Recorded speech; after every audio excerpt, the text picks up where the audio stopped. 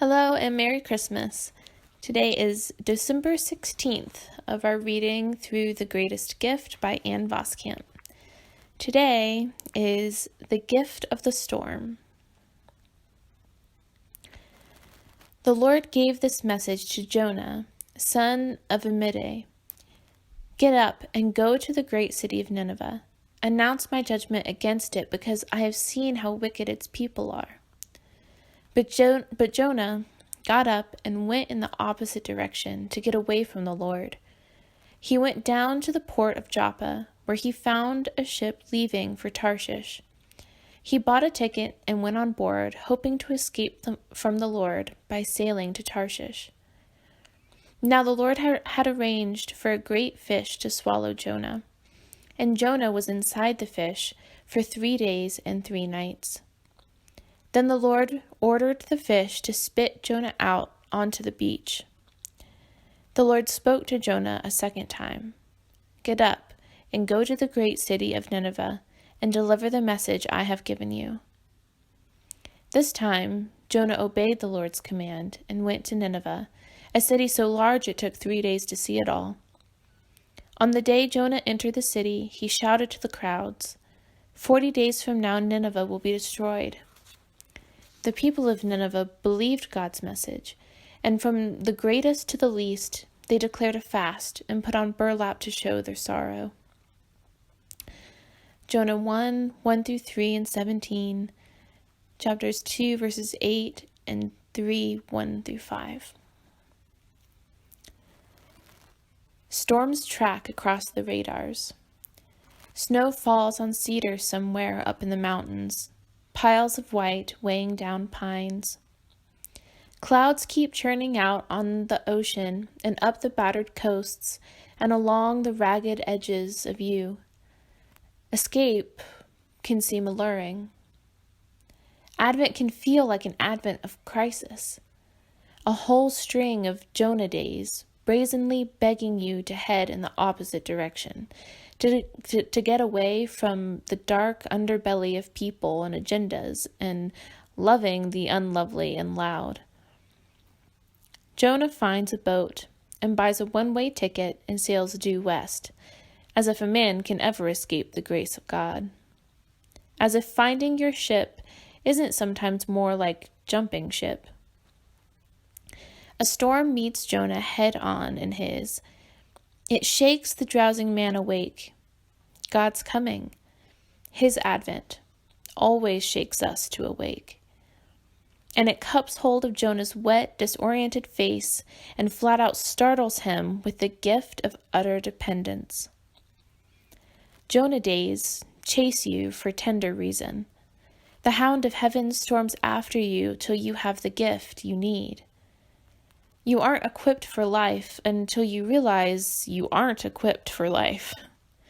You aren't equipped for life until you're in need of grace.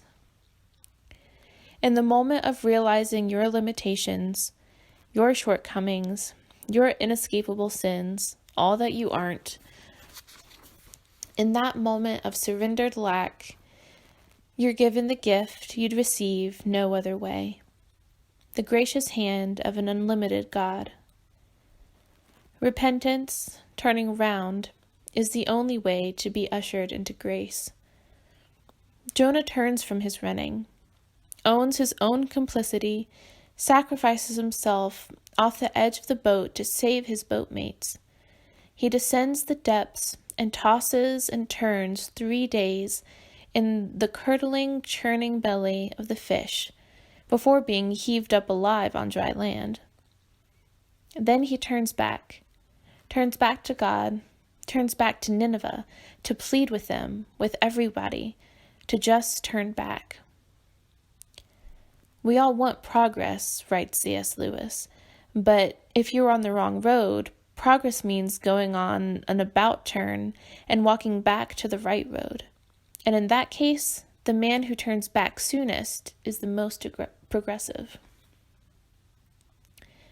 She who turns back soonest is the most progressive.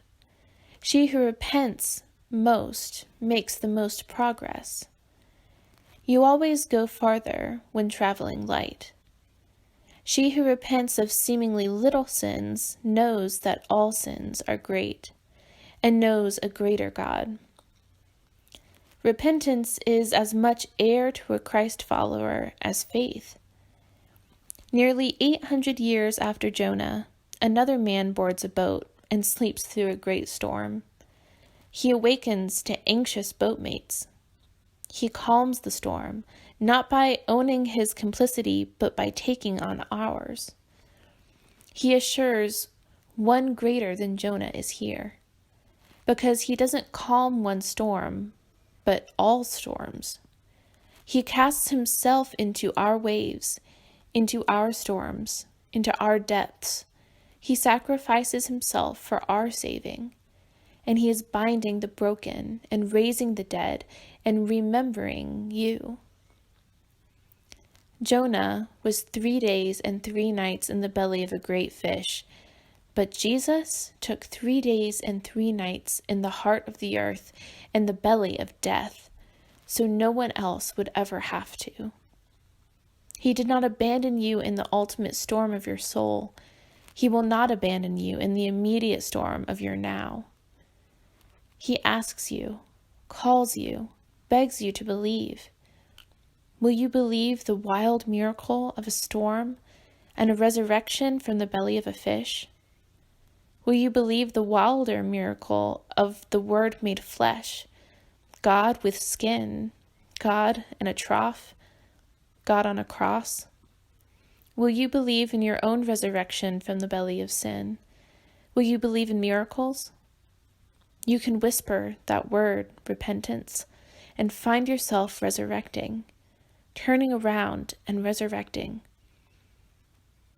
There's snow falling heavy over a cabin tucked under pine trees right now. Storms could get worse in the north today, or closer. Advent never stops coming for you. Turn around and watch it come.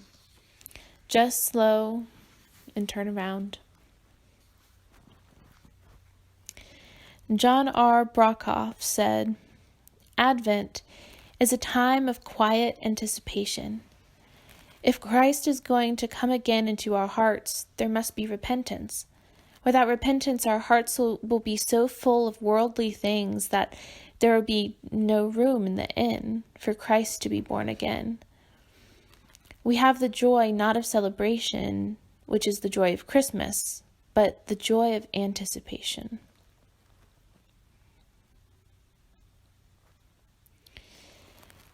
Anne asks, when have you found yourself running from God? How did he draw you back to himself? In what ways have you seen God calm the storms in your life? Thank God that he invites you to turn around, to be resurrected. That concludes today's reading. Go look in the description for today's song and Ann Voskamp resources.